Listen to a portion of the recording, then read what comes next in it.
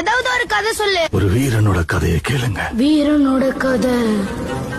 சூத்திரதாரியின் சூதனை எரித்து அகங்காரனின் நெஞ்சை கிழித்து மாயாசுரனை நிர்மூலமாக்கும் துரையாய் நொந்து வென்றவரின் பரவசத்தை சுமந்து வந்தாள் ஒரு மகாதா.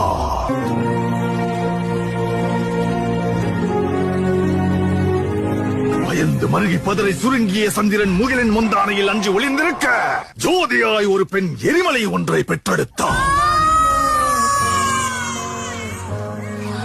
எரியும் தீயினில் பொழியும் மழை போல் சாவின் வீட்டினில் காலனை வென்றவன். ஆணவத்திற்கு எதிராய் கிளர்ச்சி ரூபத்தில் லங்கேஸ்வரனுக்கு எதிராய் வில்லேந்தி நின்றார். எரியும் ஜமதக்னி கோபத்தை மீறி சர்வமும் தான் என்ற பரமனை வினவினார்.